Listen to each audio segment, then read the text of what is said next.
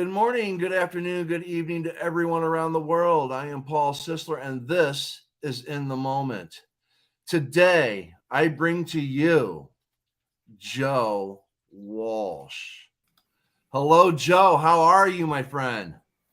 Not the famous Joe Walsh, Paul, the other Joe Walsh. It's good to be with you. Thank you. Thank you. So, how are you doing today? I'm good. I took the dogs out for a long walk this morning. I'm temporarily, Paul, living in D.C. It's cold and rainy here, probably different than where you are. But I'm looking forward to relaxing today and watching some football later. Yes, yes. And who's your pick? Eagles, right? Well, you'll appreciate this. My name is Joe Walsh, so I have to root for the Eagles, right?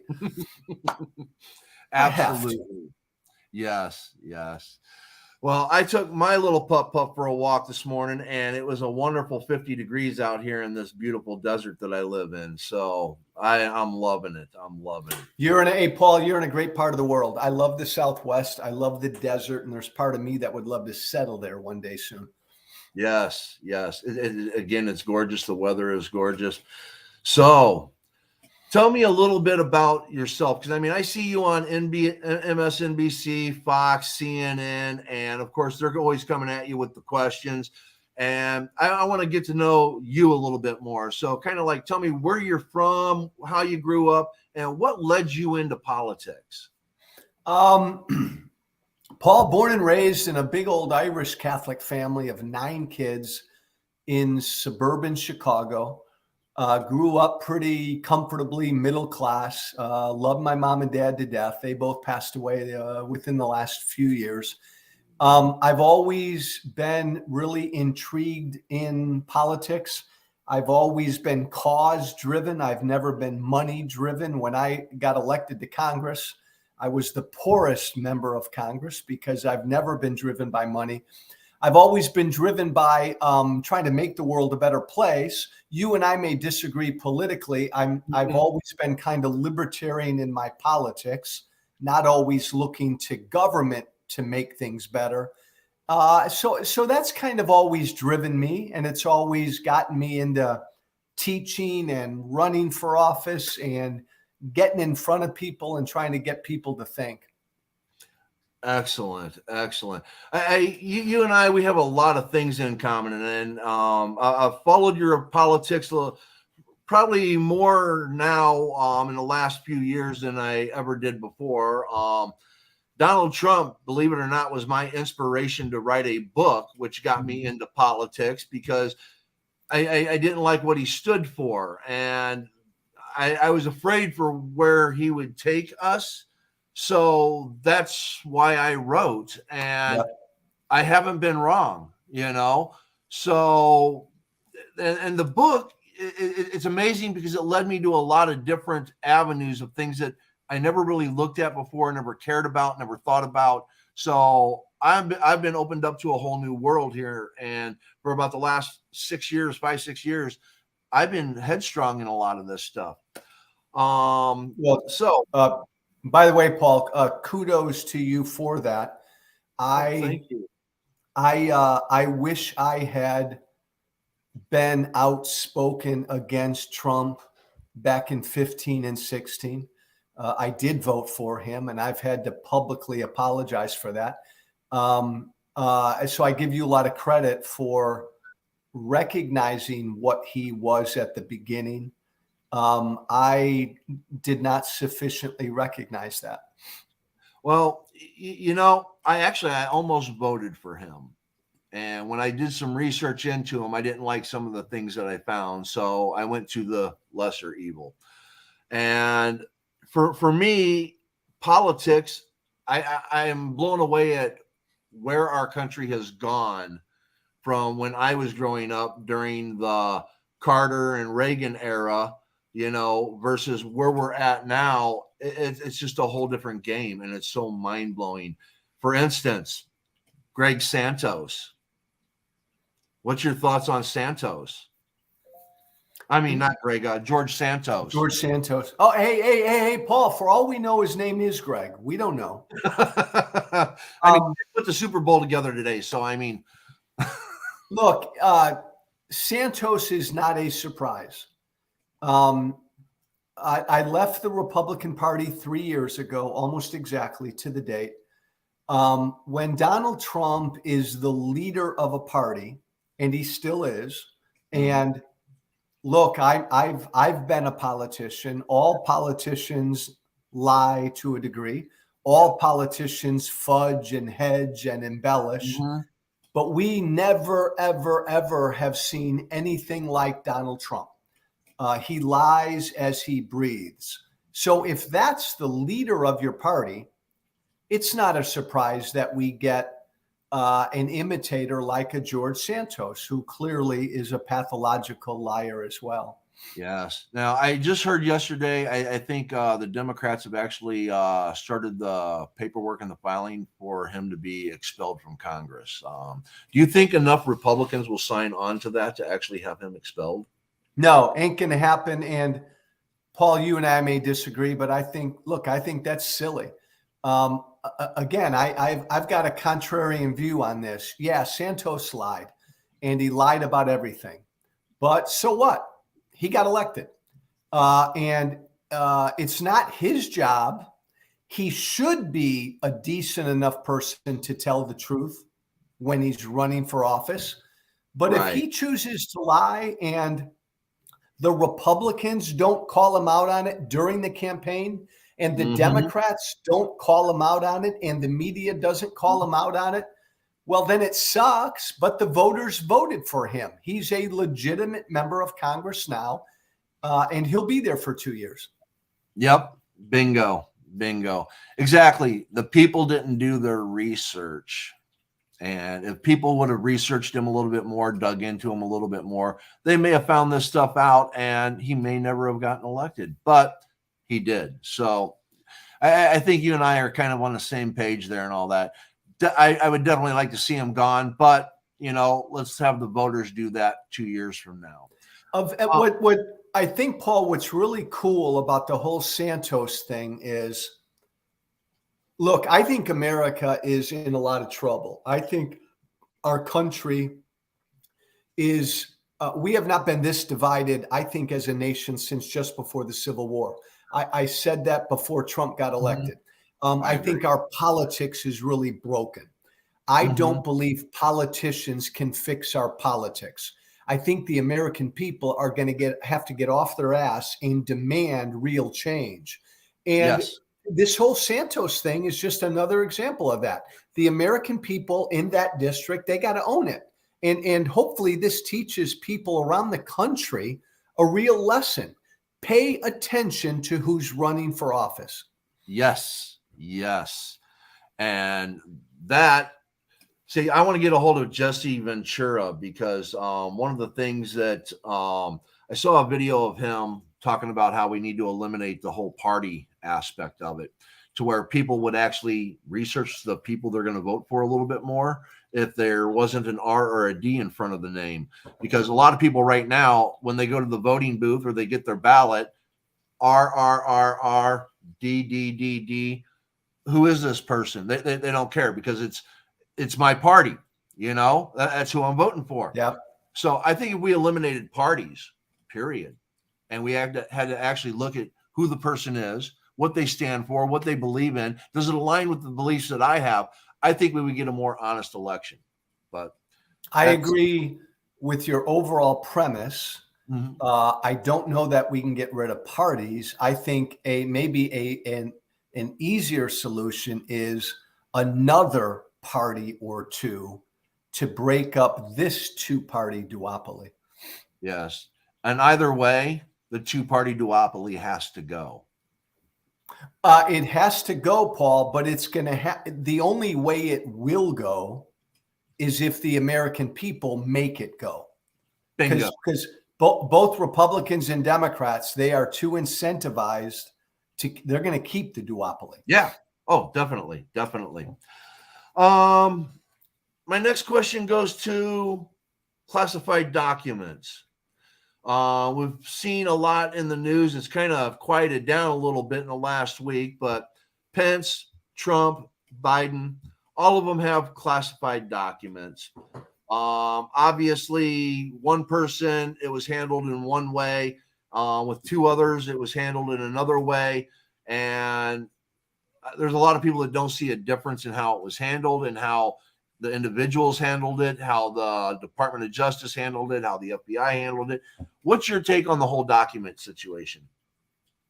It shouldn't happen. But I also think we need to reform our classified document categorization process. What we do to call certain documents classified and not. We really need to tighten that up, because I think this is a lot more pervasive than people realize. Most people, presidents, vice presidents, former secretaries of state, accidentally taking classified documents with them. That happens more than people think. But you know what? Again, Biden, Pence, Trump, they did what they shouldn't have done. Own it, man up, apologize, and cooperate. The only difference there is only one of those three men refused to cooperate. That's Trump. Yep. That's the single difference in these cases. Exactly. Now, one of the things that I've talked about with some other people and all that is we're all looking at Trump, we're all looking at Pence, we're all looking at Biden. They have these classified documents. How come nobody's looking at the National Archives and how they handle everything in relation to what comes in, how it comes in? I mean, when you have evidence in the criminal justice system and it's put into evidence, there's a chain of custody that you have to go through, and everybody's got to sign off on who's got it, where it's at, when it's going to be back, so on and so forth. Are we not doing this at the National Archives? I think that's a great point, Paul. I think that entire process needs to be reviewed. I think we're at a point generally where, again, our politics is broken, and a lot of our institutions and norms in government need to be reviewed. And this is one. You've identified one. Because our government, I would argue, is no longer kind of meeting the needs of the American people. And I know the Republicans politicize this when they talk about the fucking deep state and all of that. But we need to make sure the FBI and the Justice Department, every one of these agencies, constantly needs to be reviewed, including the archives. Yes.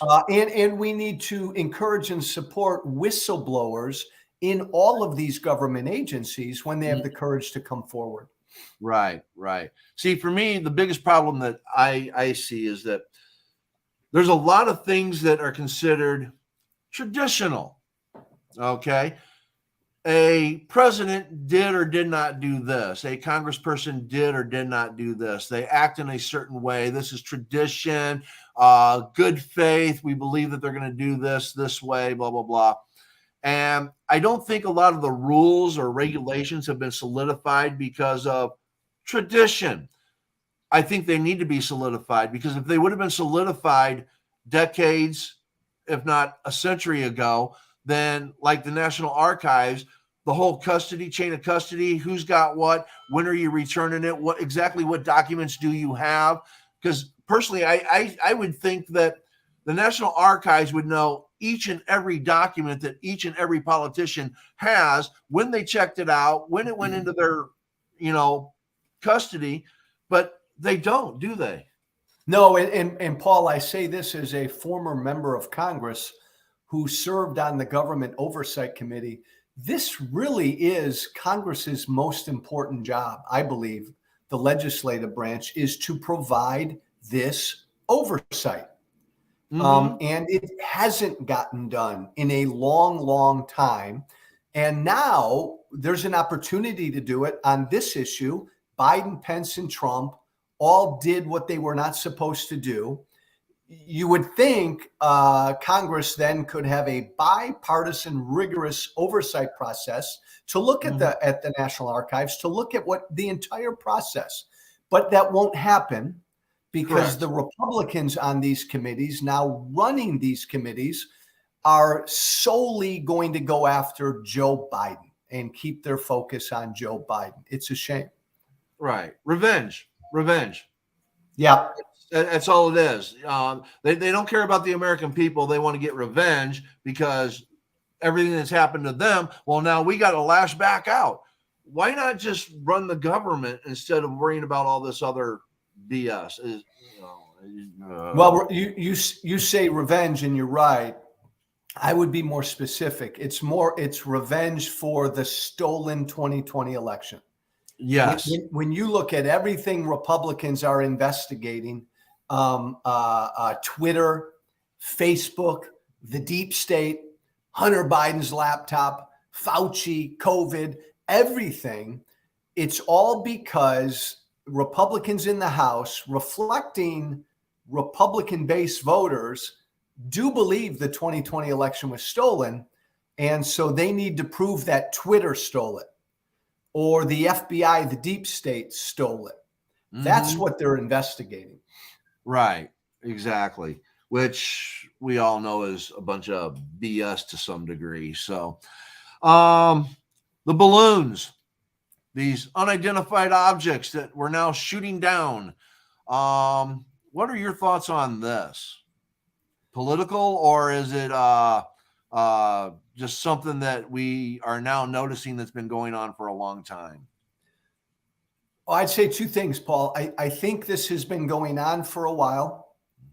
And I think that rightly, the American people really don't know a lot of what our agencies and our military know. And that's as it should be. And like this whole balloon thing, Paul, is just, so there's a balloon a week and a half ago, way up there, we find it. And then for an entire week, everybody on social media and in the media, and I was on CNN and MSNBC this last week, everybody becomes an expert on what that balloon is, what that balloon does, what we should do to the balloon. All these commentators and talkers and tweeters and everybody, and none of us really know what the deal was. None of us know if the Biden administration, once they identified that the original balloon, right away they were able to counter every intelligence aspect that balloon was engaged in and throw it right back in their face. We don't know any of that, but this issue, Paul, and every issue, we all right away go to our corners and right away we spew our talking points to score our political points. And the balloon issue is a perfect one because we're all pretty ignorant. We don't know. We don't know at all what these latest two unidentified objects were that were shot down. Right. But right away, we either blame Biden or applaud Biden for shooting them down without even knowing what he shot down. Exactly. Again, the politics of it, the R's in front of your name or the D's in front of your name. It's not about what the actual situation is. It's now the politics of this is what this side wants. This is what this side wants. And nothing else matters. It's Paul. It's like, it's like immediately after a mass shooting, we all pounce. We don't think, we don't reflect. We don't wait for any facts to come in. The minute there's a mass shooting, we pounce to score our political points. Yes. That's not a good thing. And I used to do a lot of that. I still do some of it. Yes, I know. And in my book, you'll notice I have a whole chapter on the Second Amendment. One of the biggest chapter in my book is on the Second Amendment and what we need to do. Because again, people are coming at it from a side versus the reality of what's going on in the world. And if they would actually look at all the statistics and utilize logic, deductive reasoning, and common sense, I believe that I've come up with a very good solution, which I'll wait until you get to it, and we can have another discussion on that I'd another day. like that. All right. Now, the biggest part of this whole conversation that I wanted to bring you to is taxation, universal basic income, and universal health care. What are your views on these things? And taxation, let's see, how do I want to approach this and all that? Let's start. Do you think that UBI, universal basic income, and universal health care are good ideas to implement, regardless of the cost of it, in comparison to we have tax money that goes to infrastructure, we have tax money that goes to our police forces, we have tax money that goes to a lot of things. Why not healthcare and an income? My initial gut reaction to both, Paul, and remember, our politics could be a little different. I'm generally pretty libertarian. So without getting into the numbers, when I look at UBI, universal basic income, as I understand it, I'm opposed to the concept because I'm opposed to the concept of the government giving any able-bodied American direct income assistance. And push back and fight back on me, Paul. My philosophy is that I want government to help only take care of people who cannot take care of themselves. Mm-hmm. In my ideal world, Paul, that's where we are. So universal basic income, no. Income assistance to help people who cannot take care of themselves, yeah. Okay. I am going to push back. Do. Yes. Now, when Andrew Yang ran for president, he initially brought forward the idea of a universal basic income. And I was with you. I was like, no, I'm completely against it. But then I did a lot of research into the idea of universal basic income. And people like Martin Luther King, Kennedy, Huey Long, and it goes all the way back to like the 1500s to Moore Vives, where the example that was given is that when you go back to the 1500s, you have people that are stealing bread, and the penalty for doing that is death, and yet they're still stealing bread. So the idea was given that why not just give them an income so that they can pull themselves up and further better themselves. And that kind of resonated. And I kind of thought about it. It's like, Andrew Yang wants to give a large amount. My idea isn't a large amount. Mine is basically a quarter of what it costs to live. Everybody should get. And what this does is it gives everybody a little extra income that if they need it, it gets them by. And if they don't need it, they can stockpile it to where if there's ever a rainy day, they have something there that can help them. And as I kind of look into it more and more, I think a universal basic income, especially with the AI cyber industry that we're coming forward to, I truly believe that a universal basic income on a smaller scale than what Andrew Yang was talking about would be very beneficial. And because I don't like to discriminate, I think everybody, no matter how rich or poor, should get it. And with a new taxation system, we can actually afford to do it.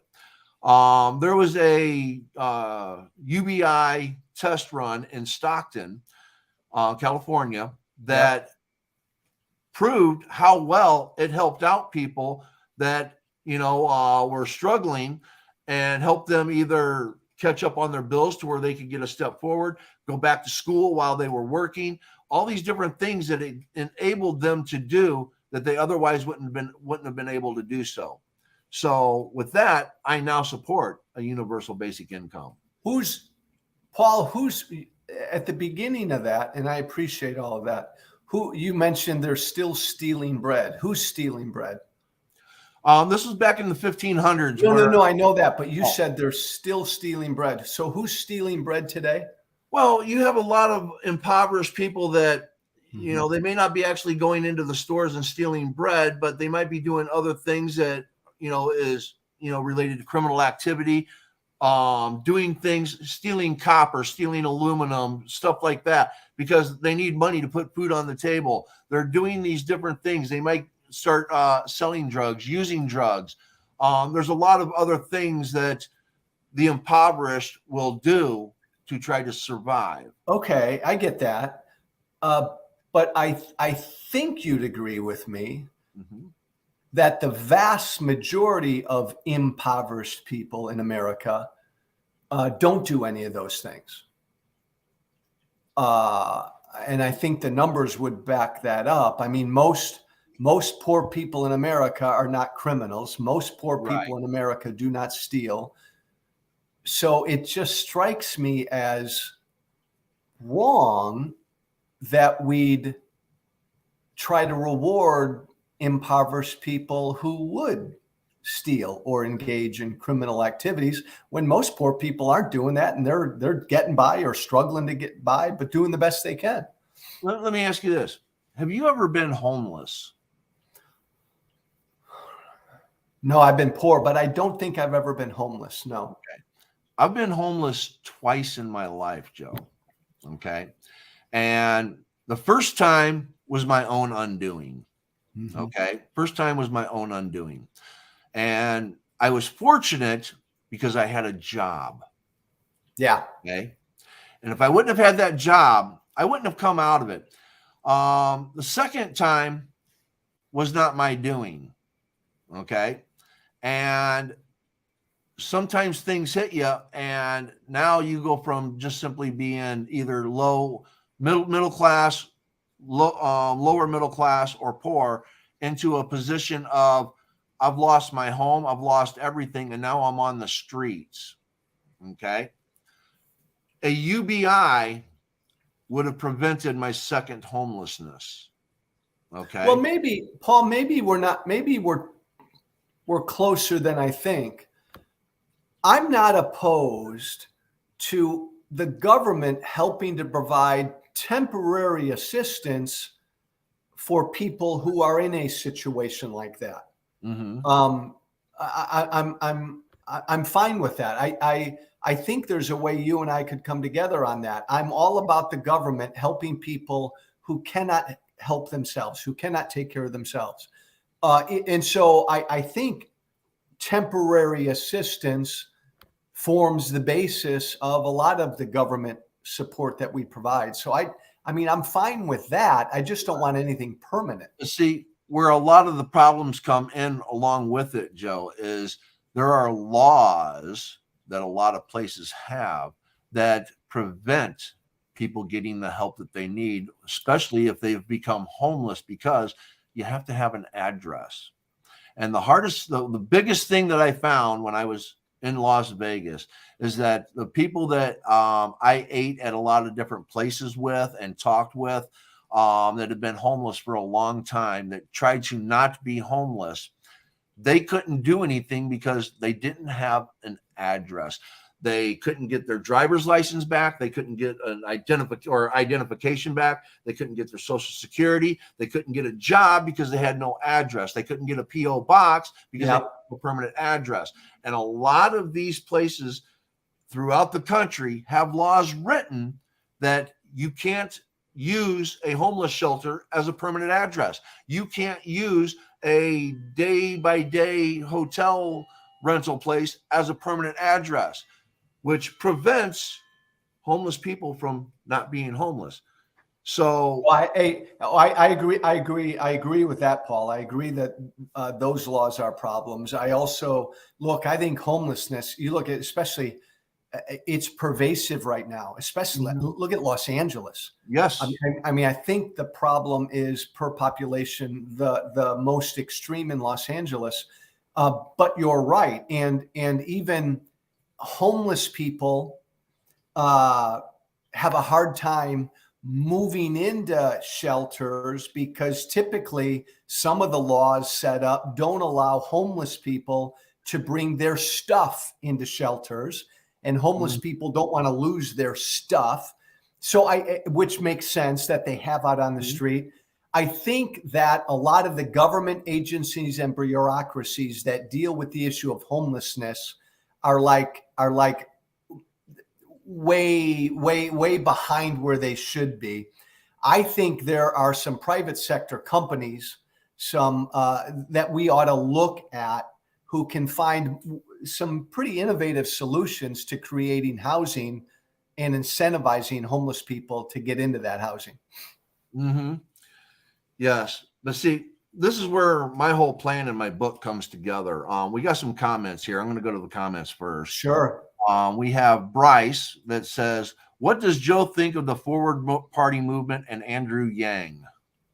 That's a great question.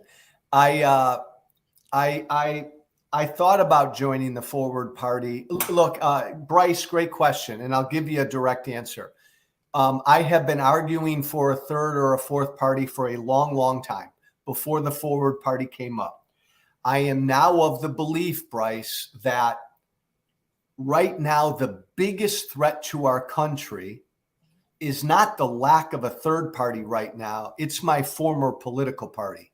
My former political party is fully anti-democracy. So right now I'm focused on defeating Republicans. But I know the need for a new party is still there. My problem with the Forward Party is, as I looked into it, they don't stand for anything. Parties are groups of people who come together because they have a shared ideology, a shared belief system. The Forward Party really doesn't yet have an ideology. They're just all, we're not Republican, we're not Democrat, we're forward. What does that mean? Okay. But Paula and Bryce, I wish them success, and I'd love to see a couple other efforts like that out there right now. Definitely. All right. We have another question or statement. All human beings should have their basic needs met: food, water, and shelter. We shouldn't need to work to stay alive. That was Barbara, right? Yes. That's my favorite question. And Barbara, I appreciate it. Here's the thing. I don't believe in America you have a right to put food on your plate. I don't believe in America you have a right to have a roof over your head. In America, anyways, Barbara, these are not rights. They're benefits. You and I may think that every human being in America deserves a roof over their heads. Well, then we have a government that then needs to pass laws to make that a government-approved benefit. But in America, our notion of rights are negative rights.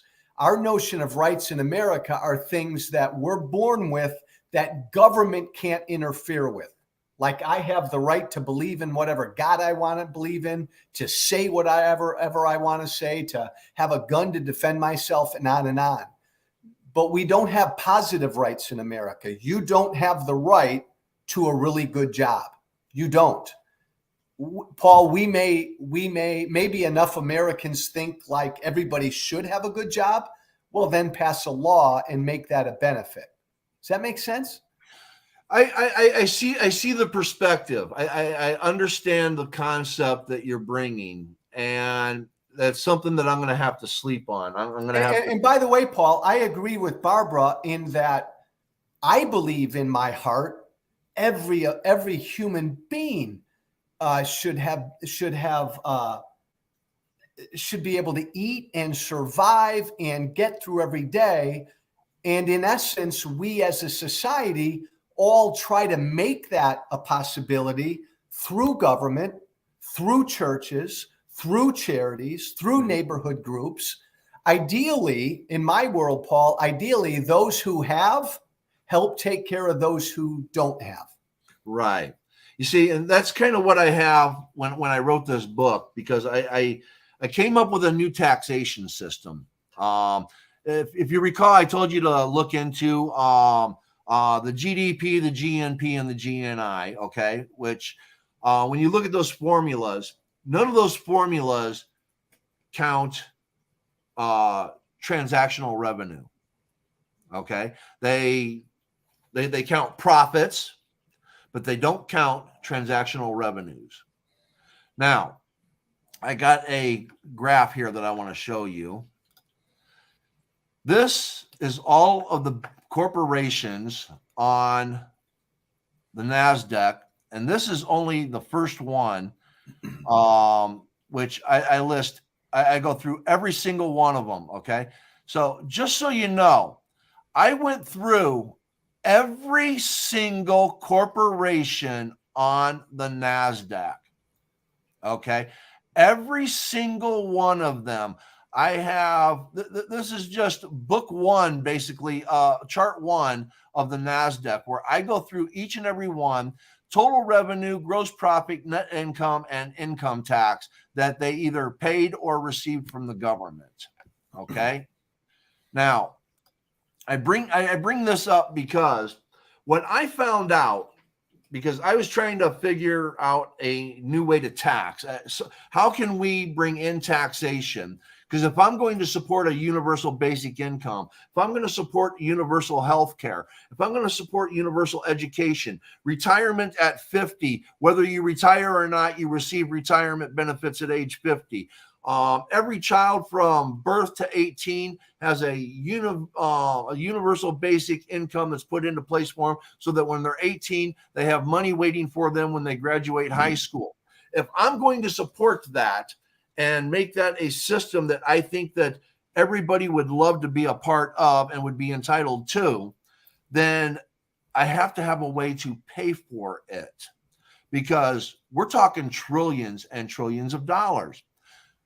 If we were to tax every transaction, not just to the buyer, but also on the seller, there's over $100 trillion in transactions in the United States, and that does not count the Chicago Board of Trade, and that does not count the New York Stock Exchange, just the NASDAQ. I haven't even gotten into the New York Stock Exchange. Over $100 trillion. If we had a taxation on both the buyer and the seller at 10%, okay, and trust me, a UBI would then help, especially the lower income, because they're not going to get the taxes they get back now, but they're also not going to be paying the taxes that they pay now that they receive back. They get them up front because nothing's taken out of your paycheck. It's done at the point of purchase. And that would generate $20 to $30 trillion for our federal income tax, for our revenue. For right now, we have a ceiling of 31 trillion. We could generate almost that much in 1 year if this was our taxation system.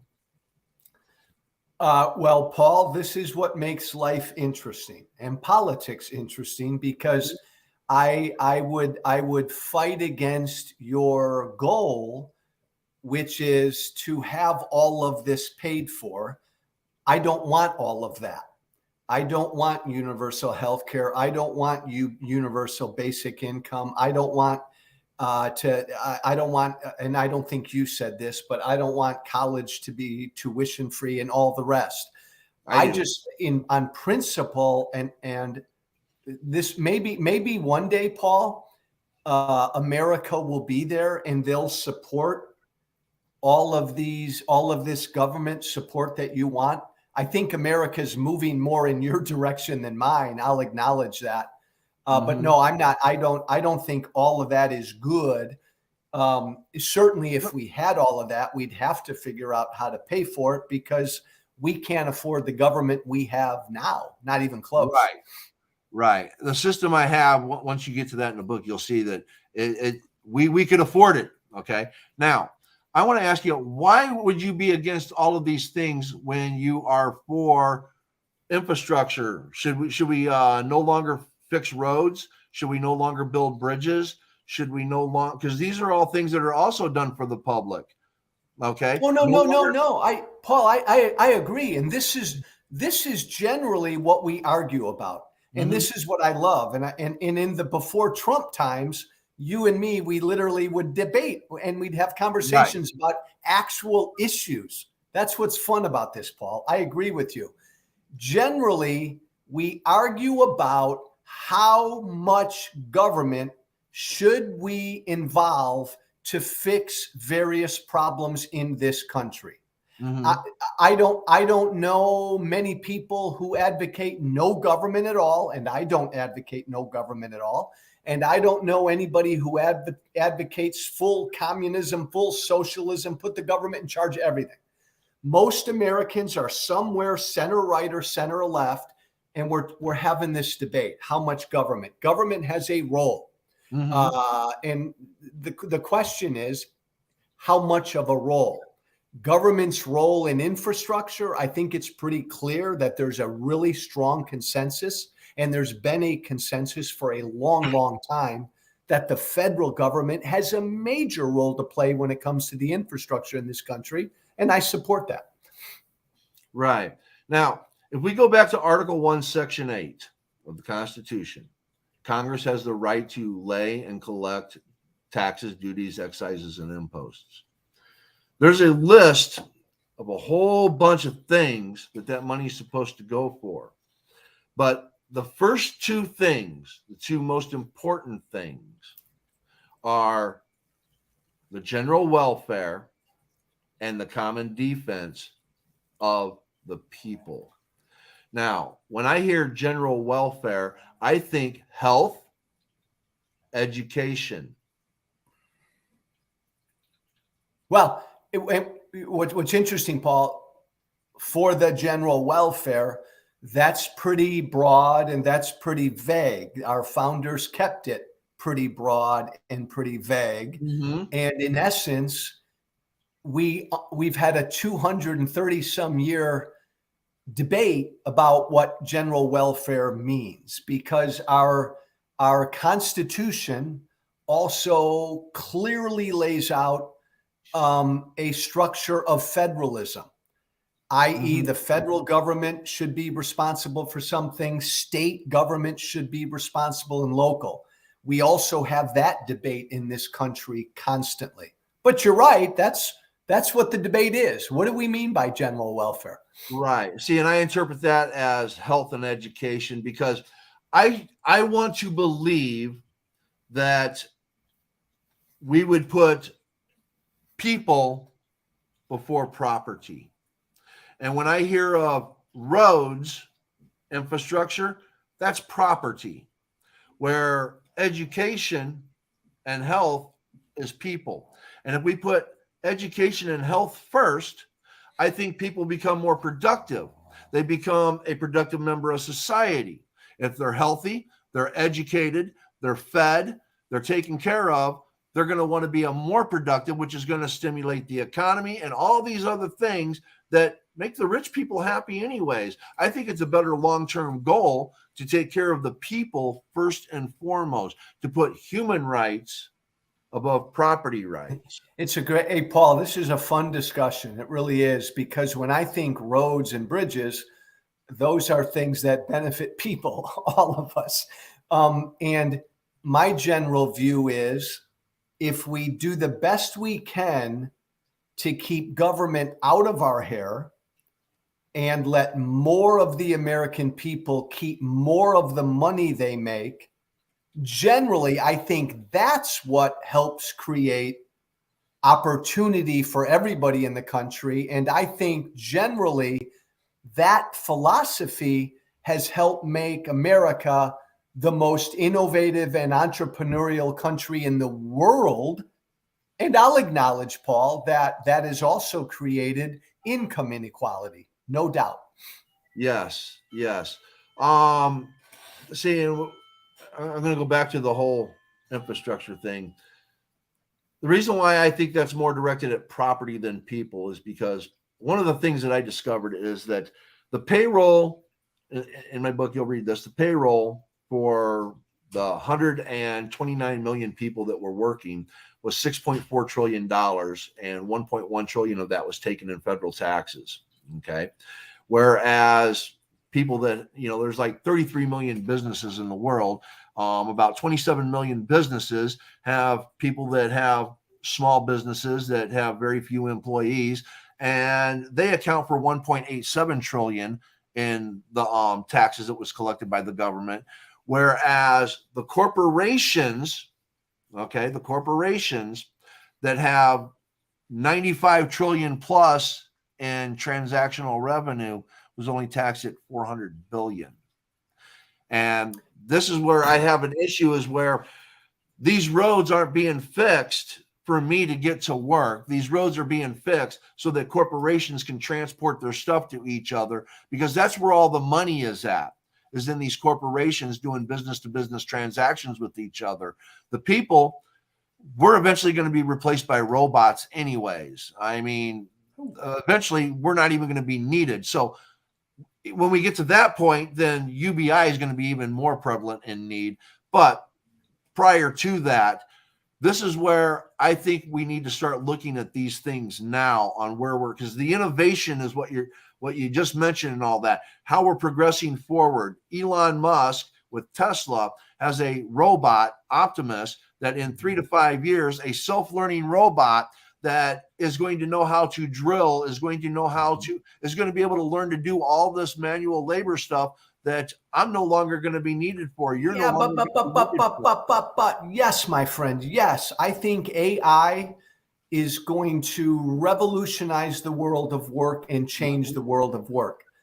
But I have faith in and believe in our entrepreneurial free market capitalist system to find a way to adjust and create additional opportunities for people. And I'd argue, Paul, that when you look at our history, when we move from an agrarian society into the Industrial Revolution, when you look at every stage of the improvement, in essence, of technology in our history, jobs have been lost, jobs have been created. That's what makes, I think, look, I know AI is scary, but I just believe it'll create other work opportunities for people. That's my hope. Yeah. We have some more comments here. I'm going to go back to some of them. We have the Stoic Padawan. I think we should look more at ourselves instead of at others. Education is key to sustainable progress. Ray Dalio has an interesting view which shows that it rises and falls with education. Amen. Amen, Stoic. Yes. Amen. Amen. Okay. Let's see. As someone who works for a manufacturing company, roads and bridges are important for corporations as well, which, yes. Well, but again, I love you all. Jason, I love you. And Paul, I love you. Come on, guys. Roads and bridges are good for everybody. Everybody. Yes, but monetarily, it benefits the corporations. Paul, it benefits everybody. Without roads and bridges, I can't get to my job. I can't get in that Uber. That Uber driver can't drive. Right. Everybody benefits from improved infrastructure, which is why the federal government has always been predominant in that area. Right. Okay. Everybody benefits. Does not everybody benefit with a basic universal income where it can help them pull up their bootstraps? It can help them educate their children, save for a rainy day. And if they're rich, they can reinvest. They can invest it in Tesla. Doesn't it help them also? Oh, Paul Sisler. Everybody listening to Paul and I right now, Paul supports giving a check, an additional government check to wealthy people in America every month. Oh, my word. Yes. Horrible. Because I think, look, Paul, you and I, this is fun. You and I will fight on this. I don't think the government should help anybody who can take care of themselves, period. Well, and by the way, that goes toward corporate welfare. We have too damn much corporate welfare in this country. You're right when you talk about how corporations have screwed up our tax system over the years to benefit them. And this has happened because of Republican and Democratic politicians. Generally, most Republican and Democratic politicians are all corporatists first. They all generally get their lobbying cues from corporate America. I agree with that. I rebel against that. I was a Tea Party congressman. Corporate America didn't like me. But I mean, simplify the tax code, Paul. But see, where I'm saying, let's help everybody, even if it's a small amount. Whereas when corporations start to fail and it looks like, oh, the economy might be hurt by it, the government comes in and throws out billions of dollars to corporations. Agreed. So they shouldn't do that. I agree with you. They shouldn't. Every time somebody needs to be bailed out, it's the corporations that are bailed out. Yes. So stop that. Stop that. So how about we bail out the people just once? Well, no. Well, we do as well. I mean, let's be real. It's not like there's no assistance there, Paul. When people go through tough times and they lose their job and they're down on their luck for a while, government does help. Let's be real. Government right now does help. Yes. Yes. I just don't want it to be permanent and guaranteed, because I believe that's a disincentive for able-bodied people to work. Help those who cannot take care of themselves. I want more government money around for the people who cannot take care of themselves, not the people who can. Right. But see, here's where I think the miscommunication comes in, because the trials that have been done with UBI, where you're saying that people are just basically going to live off of a UBI if it's given to them, it's showing otherwise. They're not going out and wasting the money on drugs. The percentage is so small. I'm not saying they'll do that. They're actually bettering themselves. So I think that a UBI, giving that check to everybody, no matter what, is going to make people better themselves in the long run, because the test plans that they've done so far, it is working. Now, granted, long term, you might be right. But I don't think we're talking small model programs in certain municipalities. True. Like our experience, Paul, with federal government assistance is always the same. We initially give it to a targeted group of people who need help, and then that targeted group of people grows. You and I talk about healthcare. You want universal healthcare for everybody. I don't want that. I want the government to pay for healthcare for people who can't pay for it themselves. The rest of us, I believe, should be paying more for our day-to-day healthcare expenses. And that way, by the way, again, the market guy I am, Paul, right. If more of us were more responsible for our day-to-day healthcare expenses, like why isn't health insurance treated like auto insurance? We don't use automobile insurance when we go put gas in our car or change the oil. It's there for extreme emergencies. Same thing for most of us when it comes to healthcare. We should pay for our day-to-day healthcare expenses, but those who can't pay for it at all, the government should help. Okay. All right. We got lots of comments and questions here. America has become profit over people until the people become the focus, until the rich care about the rest of us. All of these problems will continue. We, the poor, are powerless to create change. Okay, my only response to that would be, I appreciate what you say, but you cannot force rich people to care about all of us. I never want the government to force rich people to care about all of us. All of us need to encourage and incentivize rich people to care about all of us. All righty. My only pushback on that is I believe that the corporations are the puppet masters of our government, and they are the rich and they control the policy. Let's see. The Stoic Padawan. AI will cause a major collective all right. I can't say the word. I don't know why my mouth isn't working. Existential. Thank you. When we no longer need to work for a real purpose, it will require us to make up jobs for us. How should we prevent this? Again, I go back, Paul, to what I said, Stoic. I just think at every intersection in our history where a new technology has been created, we are an entrepreneurial society and other doors are opened and other work opportunities are created. I think that will happen with AI. Okay, one nation, one people. I'm a single dad in PA. The only help I get is medical and $500 a month to feed us. That's it. The rest is up to me. So my answer to one nation, one people would be clearly sounds like a guy who could benefit from temporary assistance instead of me or that rich guy down the street. So I want my government to temporarily assist my single dad in PI and not give a universal basic income to middle class and wealthy people.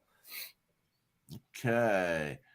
Let's see here. Bryce, wouldn't you agree that the current information digital revolution is far different than the previous industrial revolutions? The potential job displacement is far wider and steeper this time. I would say, Bryce, I don't know. I'm sure that at every other stage, in every other digital informational revolution point in our history, they thought at that time, oh my God, there's never been anything like this. We're never going to recover. When we look at this new fangled farm equipment, look at what industries are doing, look at the internet. Oh my God, we're never going to be the same. I think this will be like that as well. Okay. I could be wrong. I could be very wrong, Bryce. I disagree with you, Joe, because I'm with Bryce on this. I think this is very different this time. I think we're going to be seeing changes like we've never seen before. But we are going to know here is it's all going to start taking place very strongly in this next decade. So we will see. Yep. Okay. I want an actual healthcare system, not the current sickness management system. Agree with that. Totally, Barbara, agree with that. Here's a big fear. Barbara nailed it. The biggest line item in our federal budget is healthcare for Americans as they get older and live longer.